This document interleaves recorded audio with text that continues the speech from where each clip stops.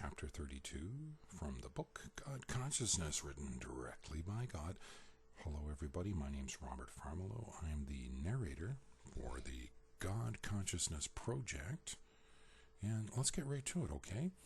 And you'll notice a little box has popped up on your screen. You can click on that and get taken to the God Consciousness project website. You can get the book for free from the website, or you can buy it. And there's lots of other stuff. Okay, let's get right to the book. I have never, ever wanted you to become a robot, zombie, no-thinking, God-freak geek. It is important to me that we have two-way communication.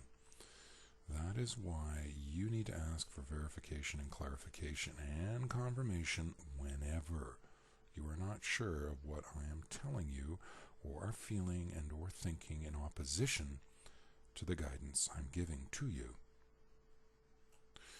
Much of the truth about what really happens when you die has been taken away from you by other people and other organized opinions like those from various religions.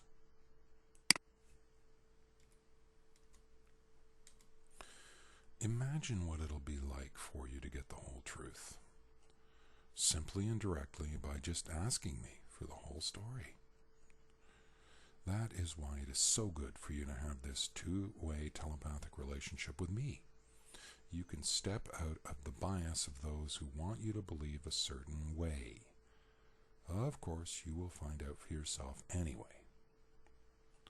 Remember, you are living inside a dream that seems real, when in fact it is not real at all.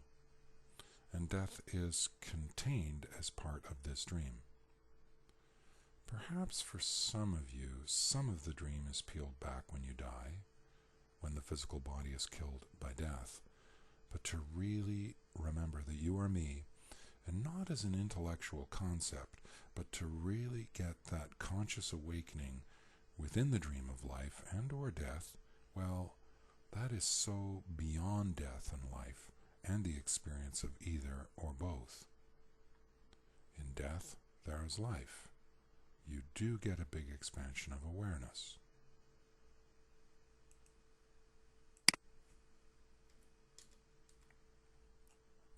But you must carry on being.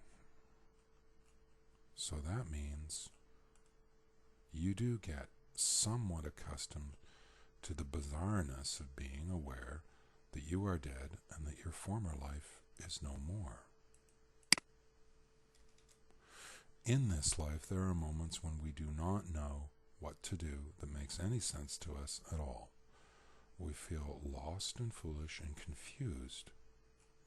Often, as you approach your time of leaving this life, you can feel stupid and weak and not powerful. The time near to dying, when you know that you are most likely going to die, this time can make you feel very helpless and alone and confused and lost and so on and so forth. It is in these times of extreme mortality that you need a strong connection with me. It can really, really, really help you to get through this time of such a huge transition from being alive in your human body to exiting from the human body and going into and through the death of the human body, out of the ego identification with the human body and entering into the life of spirits.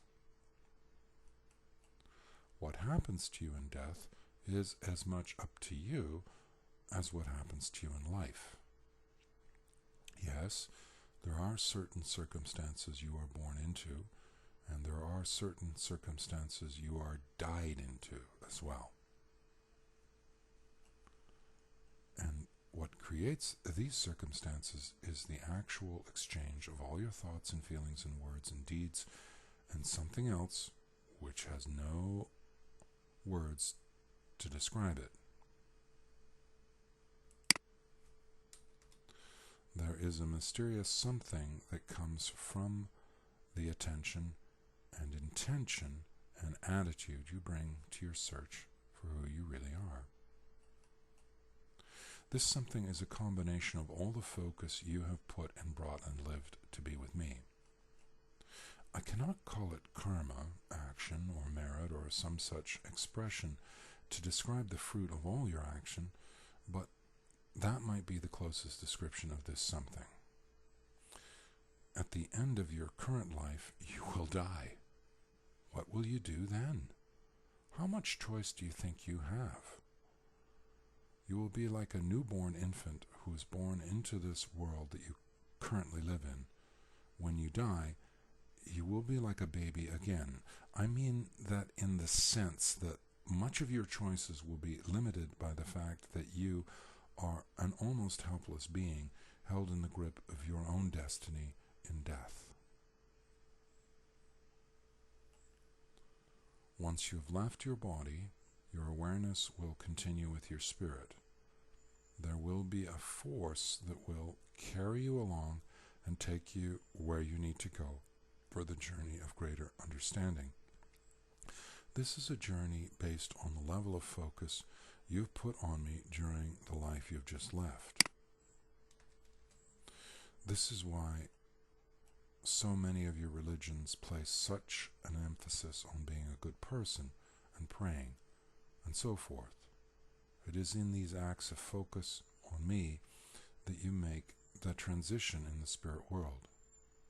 Let me be very clear on these next few points so that you have no illusions about why you are alive and why you die, and then why you continue after the death of your current human body. It is in all of life that is spread out over the large expanse of what you now know as a very large creation, what you currently call the universe.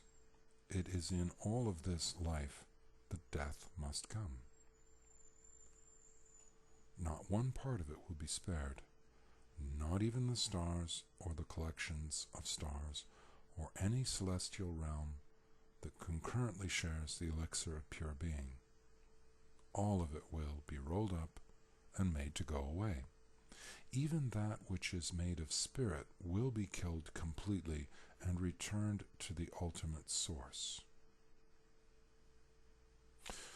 This ultimate source comes from nothing, and so does not exist at all. Once I am done knowing myself everywhere, then I will destroy my work of art and start over again. And this I will do again and again, over and over.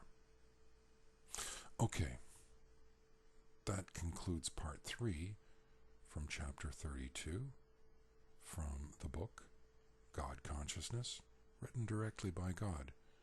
My name's Robert Farmilo. I'm the narrator from the God Consciousness Project. You'll see the little box has appeared. You can click on it, get taken to our website. You can get the book for free, or you can buy the book. And there's a lot of other stuff on the website that you can use that's really good, and it's all free. See you next time for part 4 of the God Consciousness Project, presenting the book God Consciousness. See you next time.